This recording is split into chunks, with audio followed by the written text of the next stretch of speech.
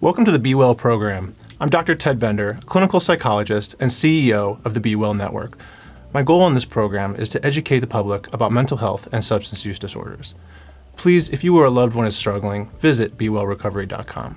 Our number is 866-317-8395. There is help from many life obstacles that we endure. Today, I am pleased to interview KTLA news anchor, Courtney Friel. You have been a reporter for many years. You've been on many networks, ABC, Fox, KTLA, tons of TV shows and movies. I'm so happy to have you here. Thank you so much for coming on the show today. Thank you for having me. So your career has been incredibly impressive, and I had the chance to read your book. And your story was perilous and stressful and also very motivating and inspiring. And I just can't wait to dive into it. But tell us a little bit about how you got started in news in the first place. Oh, well, news has been a constant in my life. My dad, I grew up in Philadelphia, and it's like ABC powerhouse there with Jim Gardner, and Peter Jennings, of course. So I watched news with my dad all the time, and by I think third grade, I knew that's what I wanted to do. And so I was constantly writing for my school's newspaper and staying in the TV studio till 10 o'clock at night. So trust me, I developed a work hard, play hard mentality very early on. So, as a psychologist, when I'm reading people's stories and the incredibly powerful story that your life has been, I can't help but to see patterns evolve, right? So it kind of starts off early where, well, especially people with anxiety disorders, they often discover alcohol very early, yes, right? Or and it's like trauma or something. And it's like this aha moment. I'm a really anxious person. I have a few sips of alcohol, and boom, I found the cure. And it's usually always 13, 14, 15 years old, right? So this is where it kind of began for you with alcohol. Is that accurate? Well, I was really shy, and also I was really bullied. And I didn't understand what I was doing wrong, why people didn't like me, and of course I was internalizing those feelings. So then when I discover alcohol at 15, it's like, whoa, I am numbing out all of those feelings, and I'm also coming out of my shell at the same time. And I became this fun and funny person, and then I started hanging out with my party people, and I had a group of friends, who loved me in that sense. And for 15 years, that's what I did. I still had my work mentality, and I was a functioning alcoholic and drug addict, but that's the crowd that I hung out with. I think to our listeners, there are millions of people who can relate to this kind of pattern, where it's anxiety or shyness, like you mentioned, which is hard to believe that you suffered from that, and finding a cure, so to speak, or something that lets you, as you said, come out of your shell. It's so weird because I am now the person that alcohol made me be without the alcohol. That's interesting. If that makes sense. It does, yes. And everyone who meets me is like, what? You were shy? But I really was. And as far as the bullies were concerned, I was very much of the turn the other cheek mentality. I didn't know how to stand up for myself. And then that just aggravated the bullies even more because they thought it wasn't bothering me. So they had to amp up their game. And I'm just over here So I have to look for patterns in my life now. And that's how therapy helps with the feelings of rejection.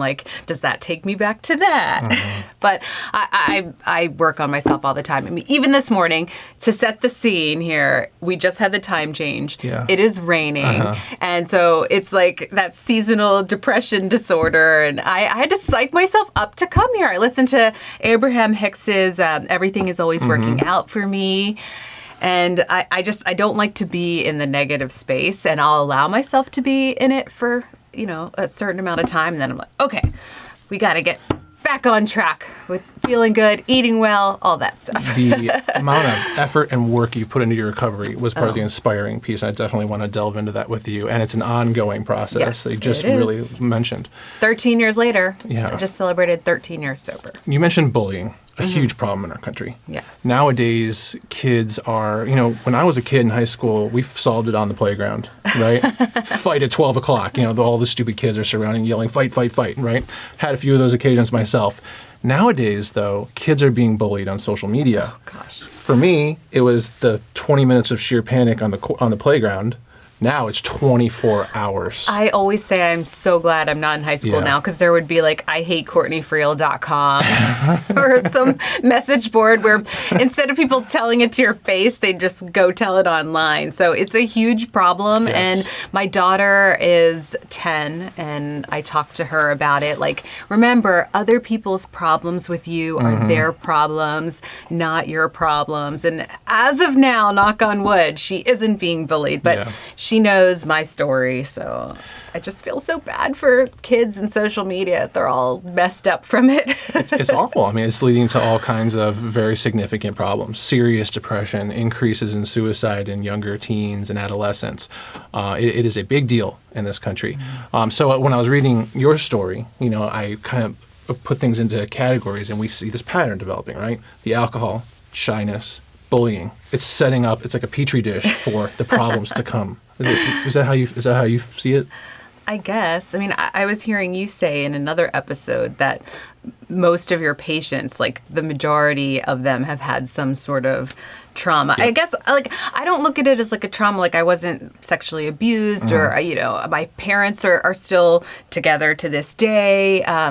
But it was a trauma. It was very traumatic for me. Absolutely. To have years and years and years of bullying. And it wasn't until, like, even in the professional world, I dealt with it. But now, like, if I have any sort of negative energy, like, I freaking deal with it. Because I do not want that in my life. I'm like, we need to solve this right now. And then I feel so much better. Yeah. And then, you talk about also, and I have friends that are reporters too who have told me this, that you get exposed to a lot of extremely difficult scenarios in your job. One of the ones that you mentioned also, which really struck me too, was the Parkland shootings. I grew up a mile and a half from that high school in South Florida. I lived in Coral Springs, which is adjacent to Parkland. And I remember hearing about that on the news, and it floored me for weeks or months even. I was just starting a new job at the time. And you've covered dozens or... Yeah, for some reason, I'm always anchoring when these things break out. Or I'm reporting in, like, the San Bernardino shooting. I had to be right there. That's the worst topic of them all for me to cover. Yeah, and having to talk to the families must have been incredibly difficult. So so that trauma continues on in your life. Yeah, I mean, that's why I think that's why so many people in my business do drink and do drugs to numb out. Although every business has alcoholics and drug addicts. But now I just have to find other ways to cope. And so sometimes I'm like, do I need to call the work crisis hotline? Or I just journal. If I have to eat a bunch of calories, fine. At least I'm not drinking. Everything is solved, I think, by like taking a shower and getting a good night's sleep. Sure. It's like your reset. Yeah, I've told my patients this for years. If I could wave a magic wand and solve 3 things when they came in for my first session, it'd be sleeping, eating somewhat healthy, and getting some exercise. Those 3 things would solve a lot of issues. Today is going to be day 1 for cutting out sugar, because I can definitely see that being an issue in my life too, because I have an addictive personality. Like, there is not... I can't just have 10 Wheat Thins. Like, I have to have half the box. I can't just have 10 Skittles. I need to have the whole bag until I feel sick. Well, do you have giant bags of Halloween candy sitting in the house like I do right now? No, the thing is, if I lived alone, I would have nothing in the house. Yeah. But I have a 10 and 11-year-old. I have a husband. I know. And believe me. it's like, that's such an issue. And so... moderation is just hard for me. Even when I was dating, that was challenging for me, because it's like, if I knew I had a date set up, then that's fine. Like, I wouldn't be stressing about it. But if we were in that like weird, like, are we seeing each other? Are we not? Like, what are we doing? Like, I just need to know. I'm an all or nothing person. Like, are we in it? Are we not? I'll be fine if we're not in it. I just need to know. Yeah. So alcoholics do not like uncertainty. I can relate. When the junk's not in the house, I don't eat it. But my kid's gigantic pillowcases full of candy has not been doing my waistline any good lately. No, it affects your mood. So I'm starting over. It's day one today.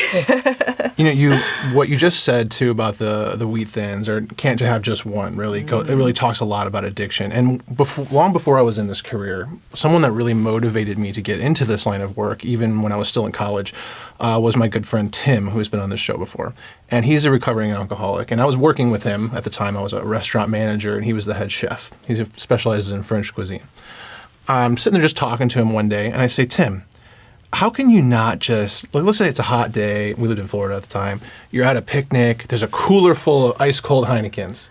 How do you not just have one? And his answer is... Can't have one. Exactly. Yep. It propelled me into this career. Oh, okay. He says, Ted, I'm going to give it to you like this. This is what would happen. I would slam the one, then I'd grab the entire cooler and go hide somewhere, and I'd drink the rest of them. I'd throw up, and then keep drinking until they're all gone, and then I'd head to the liquor store.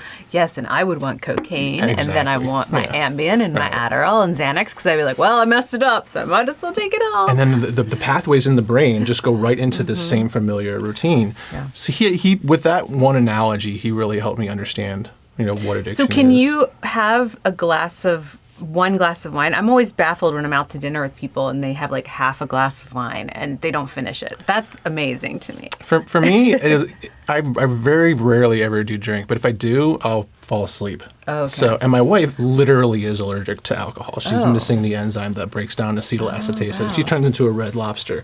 So nice. she hates it. So you guys are normies then. As you described in your book, I guess the answer would be yes to that. Yes. But I've spent my whole entire career fighting this disease of addiction with, lots of horror stories, as you can imagine, but 10 times as many wonderful success stories, really like yours is. So yeah, not being able to stop at just one was a realization that you came to. Yeah, I had a problem saying it's a disease for a while, but then I just looked at it like the synapses in my brain don't want me to just have one.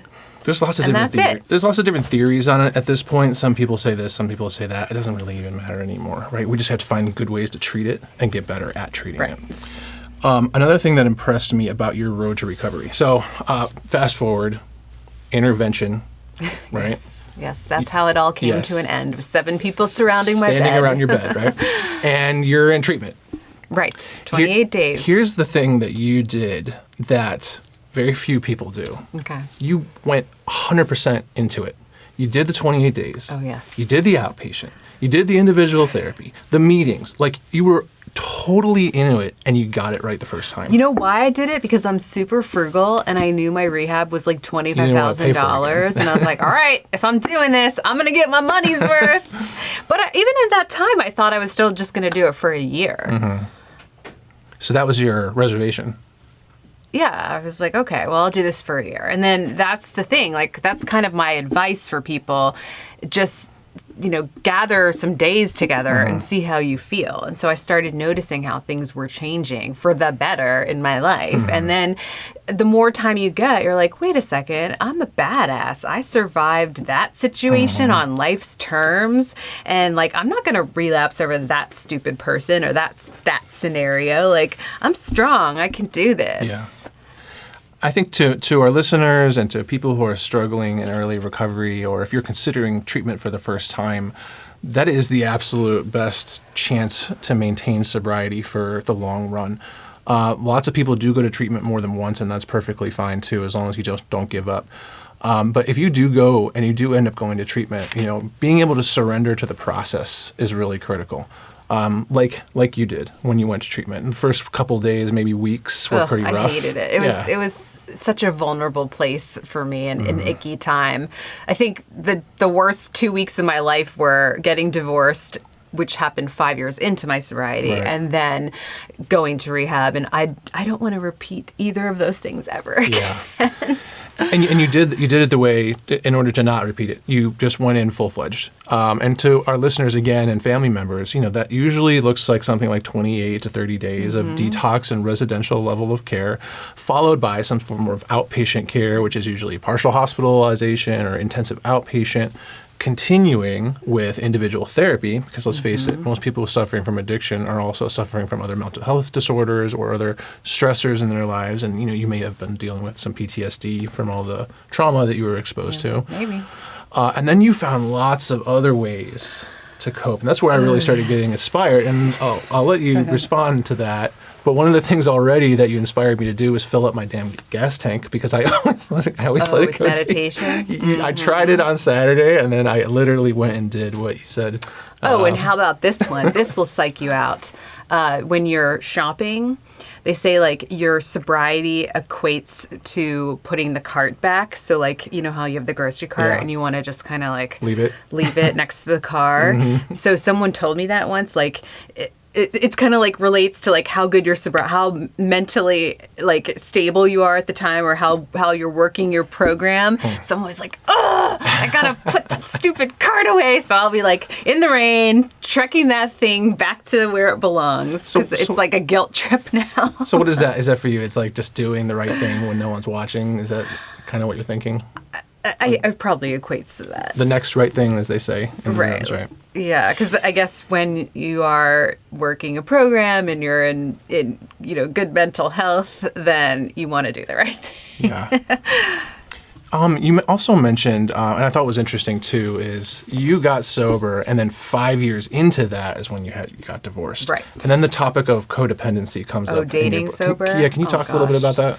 Yeah, well, fortunately, I only had 4 years of dating in Los Angeles sober. And then I am with my now husband, who is also sober. And so we have a great sober marriage. But yeah, the thing is, when you stop doing everything, drinking and drugging, you're holding a mirror up to people who still are. And they see their problems in you, unintentionally, of course. And so you just invite a whole slew of people who lie about how much they're using to you because they want to impress you. And then you start to see how they really, didn't do as little as they said they did. And yeah, that was challenging. And you mentioned too how the relationship, your first marriage, changed because of your sobriety. I thought I thought that was really interesting. Yeah.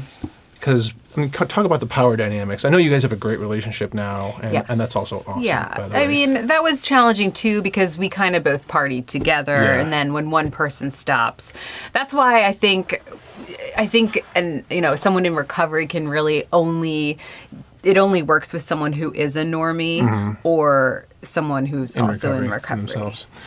Yeah, relationships in early recovery is a statement I've talked about for a decade now. Yeah. And, whether that's getting into new ones, big no-no early in recovery, or how do you deal with the situation of you're in a relationship, you're trying to get sober, maybe the other person isn't, or maybe the other person is already sober, but the codependency issues that you talked about. What advice do you give to people kind of in the relationship phase of getting sober?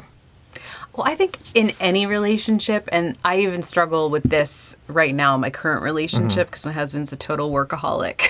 Yeah. It's like you always have to come back to just focusing on you, improving yourself. Yeah. And it's not being selfish. It's like that whole like analogy with the plane, like put on your oxygen mask before. I mean, obviously I'm a way better mother now because I am sober. So that was the first step. That oxygen mask analogy is a good one. I use it a lot. So I just want to kind of explain that to our listeners. What she's talking about here is a lot of people in early recovery, when they're told they have to focus on themselves, feel like it's being selfish, especially if they have kids or family members. A lot of people, a lot of parents are under the impression that their children come first no matter what, right? And then focusing on you is a selfish act.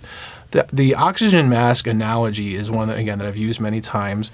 And so it's, if you've ever been on an airplane, you know exactly what Courtney's talking about. They tell you to put the mask on yourself first. Why? Because if you don't, and you're fumbling around with your kid or your loved one, you're going to pass out if you lose cabin pressure, and you're helping no one. The meaning, obviously, is that you have to take care of yourself first before you can take care of anyone or anything else in your life. So the pandemic has made it easier for people to get sober, and mothers too, because of the Zoom 12-step meetings. Interesting. And there's one that is a 24-hour women's international meeting. So all hours of the day. You can hop on with people all around the world, and there are every hour it starts over. So there's women on there. They're brushing their teeth. They're doing their, they're sleeping. They're driving. They're doing. There's no excuse. You can be absorbing what people are saying without being like 100% present to it while you're feeding your baby in the high chair. Yeah. You can be listening to this. There's kind of no excuse now, and there's this whole generation of people who are getting clean on the screen. I know people who have gotten sober in the pandemic.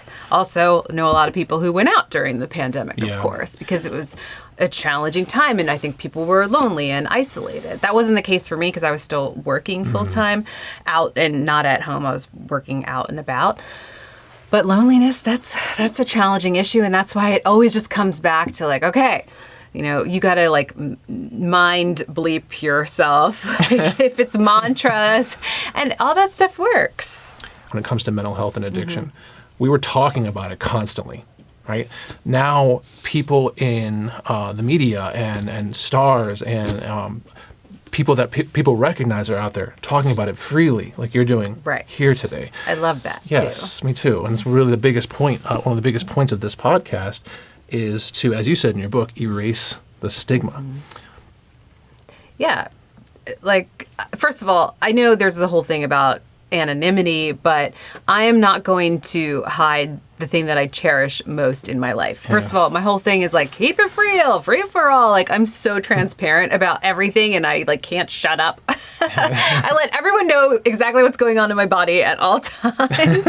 Probably way too TMI. So I'm not going to hide that. And it's not like I don't judge, I don't preach, I don't try to convert anyone. I don't care what anyone else does. But it's like, if you want to see what I'm doing and what works for me, then I'm happy to share that. And if I can help someone in the process, great. And that's really why I wrote my book, because I kept getting, I didn't talk about it on my social media or publicly until I had 6 years sober, which is kind of a long time, but it gave me enough credibility on the matter. And I also, it's kind of good to have the accountability too. And so I started getting so many questions, and I can't write my story in a tweet back. I can't spend, I'm too busy to individually write out the whole thing. So I was like, I just need to write it all there. Like, here was what my story was. I didn't want it to be a big drunk-a-log either. Like, I only kind of told the drama of the 15 years in the first 2 chapters. Right. And then it was like a lot of curiosity about what rehab is, and then dating sober, and how do you get through the divorce, and co-parenting, and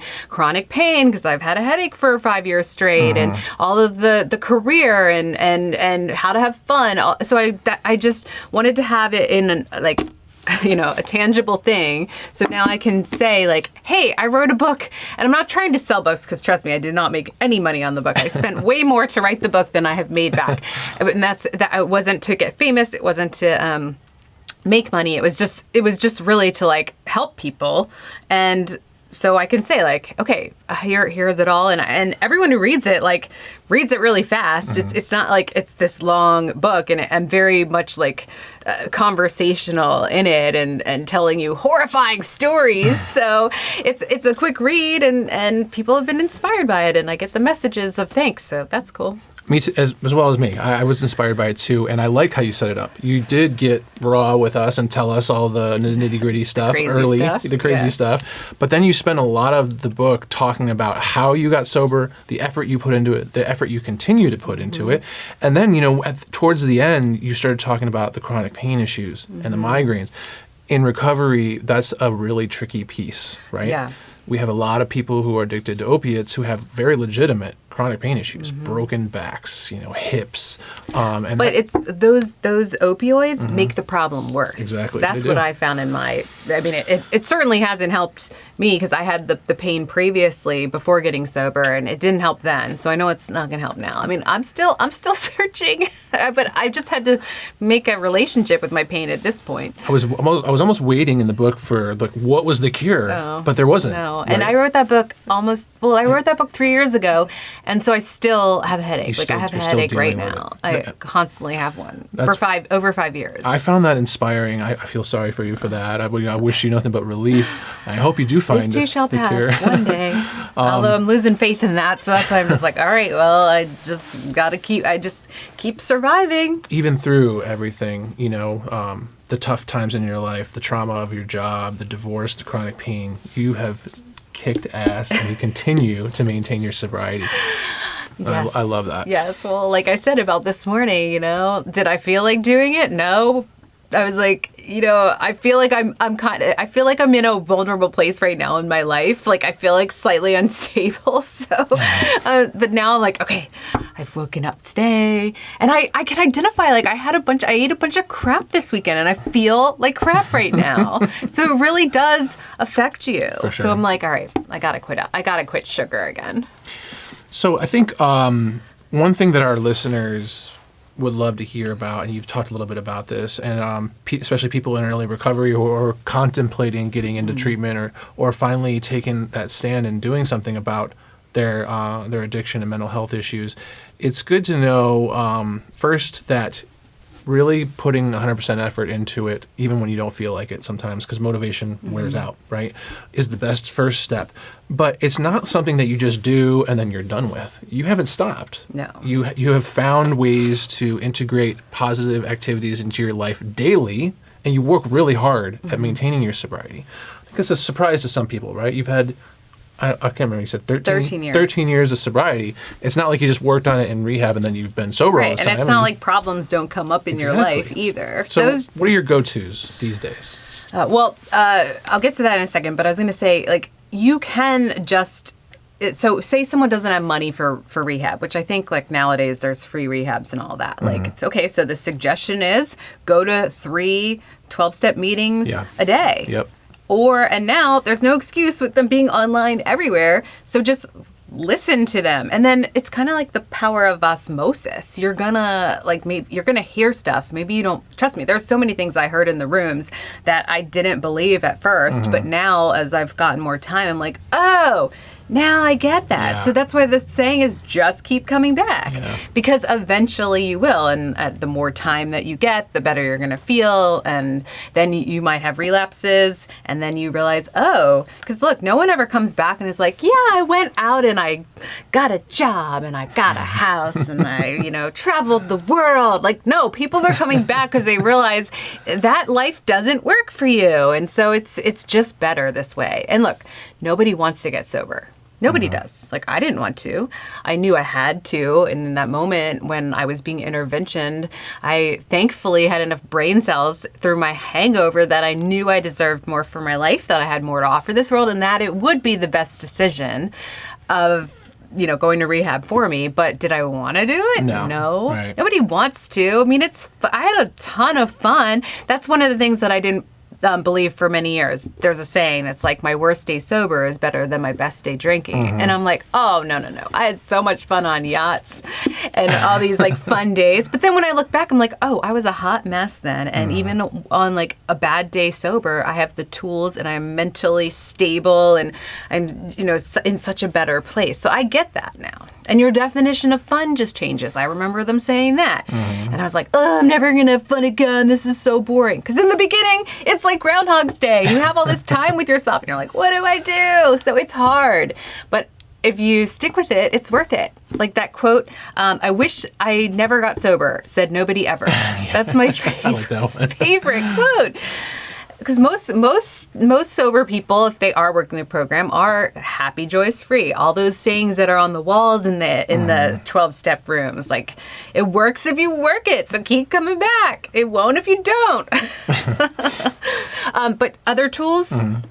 To answer your question, one of the things that I discovered since writing the book, and it was something I tried to do to help with the chronic pain, because if you're not like letting your emotions go in some form, and since I can't numb them by drinking, then it could cause cancer. It can cause chronic pain. So with journaling, I set my phone timer for 20 minutes and I rage on the page. And I start out with being like, I'm upset about this. I'm mad at this person. And even if you're conscious isn't mad about it, like your subconscious could be. So you go through your past and you're like, I'm mad that my sister came along and my mom, gave her all the attention. Now, in my conscious mind, like, I'm over that. I don't care. But if you do like a deep dive and you kind of like dissect your life and you go back through everything, and then I'm like, what is my part in this situation, and what is my hope for this situation, and what do I want, and what am I grateful for, and what did I learn, and what's the best and worst case scenario, and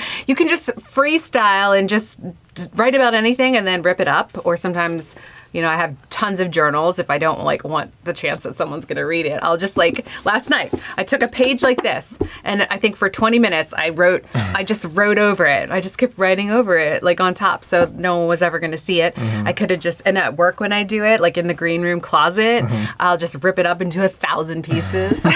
Not like anyone would, everyone's so focused on themselves. No one's going to go into the trash can and try to put together what Courtney Friel wrote about on her resentments. Tonight at 9. But that's helpful. I feel like it's emotional vomit that you're putting out, and then it escapes you. And then usually I feel so much better. And also I meditate. Yes. I meditate 20 minutes every day.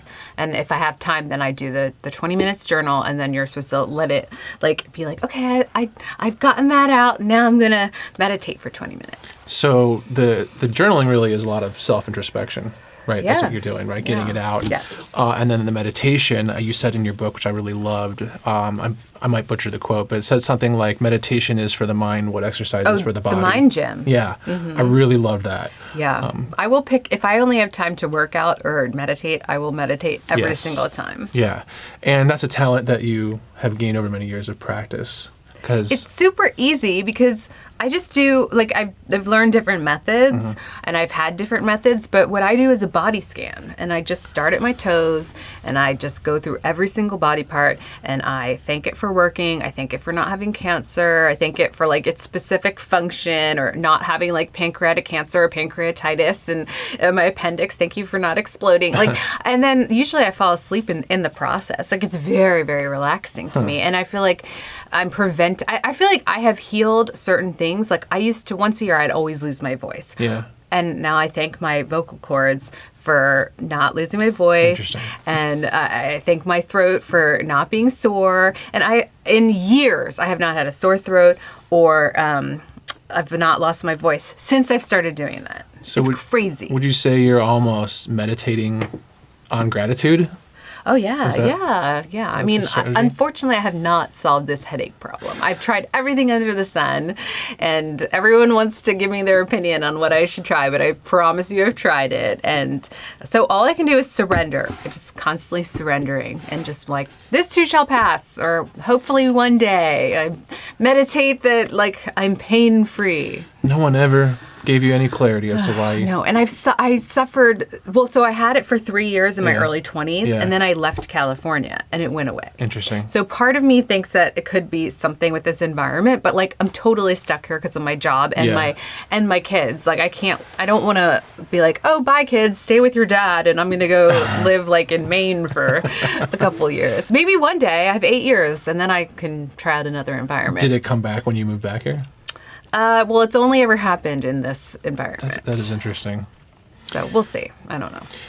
Yeah, even through manageable. that, even through the, you've made it manageable because you found ways I had to. I mean, trust me. That's why I love my K-Love Christian radio, which I discovered. And I'll be I want to drive my car into a tree right now. And then I put on the radio and it says things. The songs are get through it. And then also I know that I have my children, so I do not, want to end my life for now, one day at a time, right? We talk a lot about in therapy, and you kind of touched on that last piece. We talk a lot about mind, body, and spirit. Your spirituality has been something that's really helped you get through some tough times. Yeah. Some people, actually most people, latch onto that in treatment. In my experience, spirituality is a thing they bring with them. Oh, I would think they'd have a problem. I think a lot of people have a problem Some with do. that. And then they use that as an absolute door stopper to any kind of support group. Well, and that's the thing. When you're an addict, you're so in yourself. It's like, do you really believe that there's no greater force out there at all, and it's just all about you? Right. Really? Like, go look at the ocean. Like, Exactly. isn't that amazing to see that waves can, like, do that? Like, if that has to be your higher power, if the doorknob, if the 12-step program, whatever, like, it's just not all about you. And whether it's yoga or Buddhism or Hinduism or whatever, all the different, like, programs and, religions, all of that, the undertones are still the same. And that is, be accountable for your actions, have some sort of compassion. It's not all about you. Have faith in something else. Like, just give it a try, because clearly whatever you're doing isn't working. Yes. If you're listening to this podcast, even, whatever you are doing is not working for you. So why don't you just try it? Yeah, and after you gain some clarity and some time in sobriety, it's easier to see that. But when you're in the throes of it, your thought process is so riddled with distortion, right? And back to the kind of the spirituality piece, I've seen, like you mentioned, a lot of patients say, well, I'm never doing AA, I'm never doing NA, because they say the word God. Right.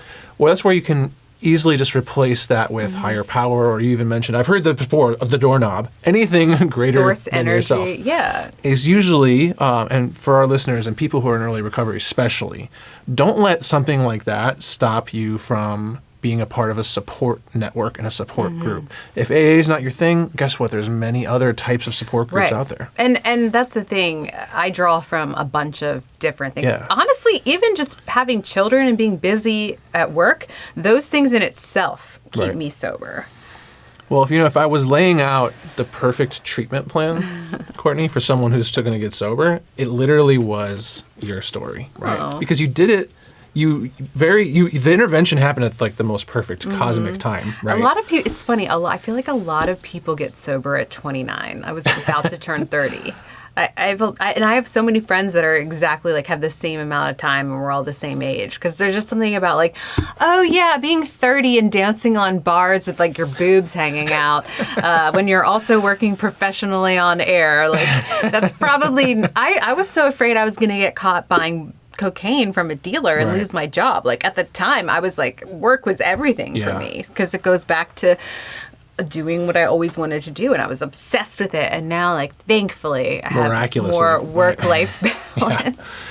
Yeah, and then with like a treatment plan for a patient I was seeing in early recovery, you come to me, you're 22 years old, you're an IV heroin or opioid user, you've OD'd 3 times in the last 6 months. I mean, you're high risk. Yeah. What I would say in that situation, there's many people out there in that situation, 30 days of detox and residential, followed by a full outpatient program, individual therapy to deal with the mental health issues, support groups, accountability, relationship therapy sometimes, what a lot of people need. And you literally did that whole process pretty much. I just did what they told me to do. That in and of itself. And it sucked. Trust me, it sucked, because also my work situation changed going to rehab as well. And looking back now, there probably was like some sort of lawsuit I could have had about that. But I not only, because some people can just like, okay, I'm going to jump back into work. But I lost kind of like my work life and my party life. And you have to grieve those things too, because they were my best friends. And I was able to obviously get the work situation back. But my bottom is high too. I realized that. Like, thank God I could have been arrested so many times. I could have overdosed so many times.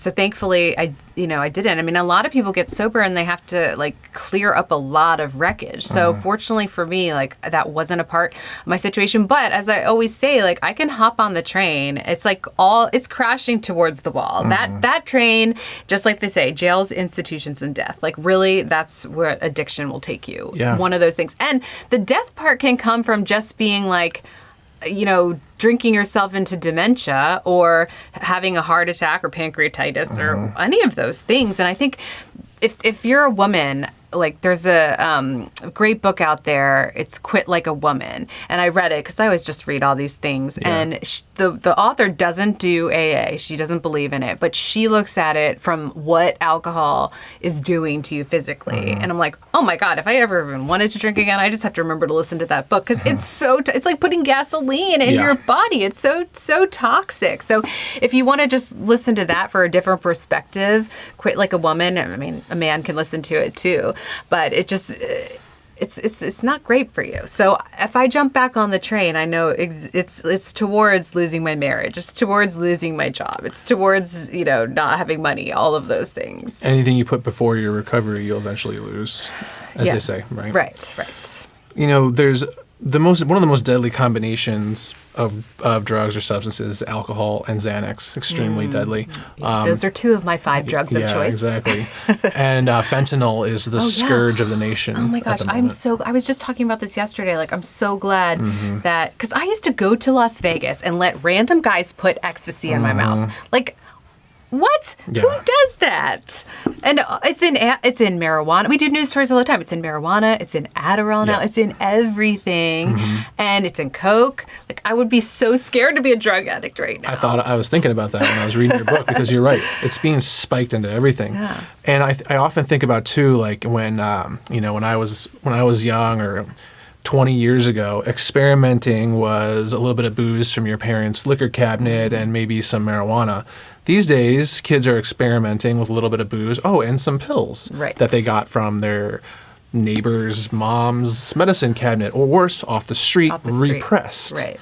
And there are so many horror stories about this now, but that one time experimenting was a laced fentanyl repressed pill, and they go to sleep and they never wake up. And it's happening all across the nation. 100,000 overdose deaths in the last 12 months in the United States, and that number continues to rise. But people being out and able to talk about it so freely and openly like you are here today is helping. It's helping people realize that recovery is possible. It's helping people take that first step, as you did during your intervention, and come to realize that you can have a better life. Yeah, even with chronic pain. I mean, I have these horrible headaches and it sucks, but like, I'm still living a great life. I'm still so grateful. Starting with gratitude, like, if you think your life sucks, like, okay, I've traveled a lot around the world. Like, no, really, like, the U.S. is the place to be. Like, I've covered so many horrible stories. Yeah. Like, you have your arms and legs. You can see. You can walk. Like, start with those things. Like, get really, like, dissect your life. Like, you have a house. You have a bed to sleep in. You have food to eat. Like, 1/4 of the world is starving. So life's really good just living in the United States. I don't have nearly as much practice as you do with the meditation, although I do work on it. But one of the places I do is, strangely enough, when I'm washing the dishes. I heard this a long time ago. Wash the dishes to wash the dishes, meaning just be present, right? Feel the soap on your hands, the temperature of the water, the smell of the soap. And one thing I think about sometimes too is what you just said is like gratitude, right? Like, I turn on the sink and water comes out.